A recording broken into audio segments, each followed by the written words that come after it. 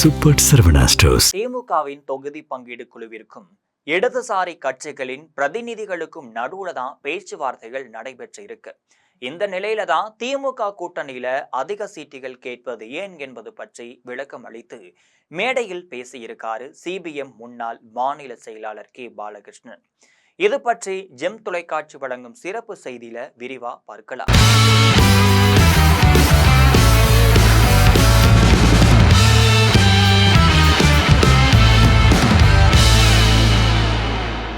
தமிழகத்துல சட்டசபை தேர்தலுக்கான அறிவிப்பு இன்னும் சில நாட்கள்ல வெளியாகும் நிலையில 20க்கு மேற்பட்ட கட்சிகளுடன் பிரம்மாண்ட கூட்டணி அமைத்து ஆளும் திமுக தேர்தலை சந்திக்க ஆரம்பிச்சிட்டாங்க. இந்த கூட்டணி தொகுதி பங்கீடு பேச்சுவார்த்தை கடந்த சில வாரங்களா பல்வேறு கட்டங்களா நடைபெற்றிருக்கு.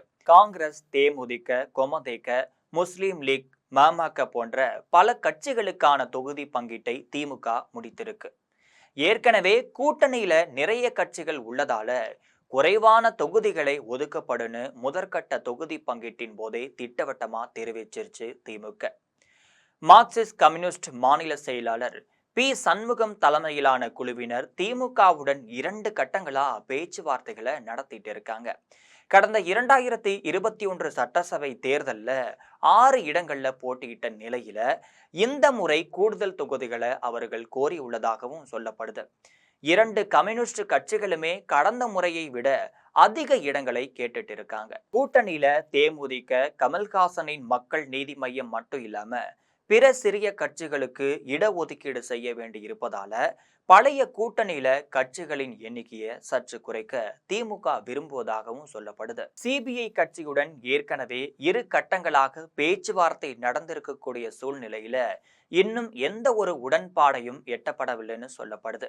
அக்கட்சியின் தலைவர்கள் இரட்டை இலக்குகளில் தொகுதிகளை கேட்கும் நிலையில கடந்த தேர்தலை விட இந்த முறை 2 இடங்களை குறைவாகவே திமுக தர முன்வந்துள்ளதா சொல்லப்படுது. இந்த நிலையில தான் திமுக கூட்டணியில நாங்கள் அதிக இடங்களை கேட்பது ஏன் என்பது குறித்து சிபிஐஎம் முன்னாள் மாநில செயலாளர் கே பாலகிருஷ்ணன் விளக்கம் அளித்து பேசியிருக்காரு. விழுப்புரம் அருகே இருக்கக்கூடிய கட்டாச்சிபுரத்துல மார்க்சிஸ்ட் கம்யூனிஸ்ட் கட்சியின் அரசியல் விளக்க நிதியளிப்பு பிரச்சார பொதுக்கூட்டம் அக்கட்சியின் அரசியல் தலைமைக்குழு உறுப்பினர் பாலகிருஷ்ணன் தலைமையில நடைபெற்றிருக்கு.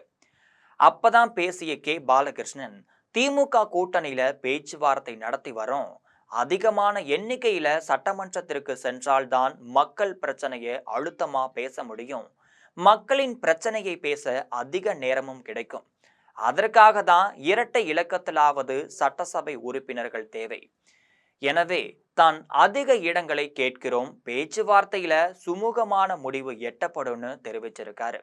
இது போன்ற நிறைய அரசியல் செய்திகளை தினமும் வந்து உங்களோட சந்திக்கிறேன். அது வரைக்கும் ஜெம் தொலைக்காட்சியுடன் எப்பொழுதும் இணைப்பில் இருங்கள்.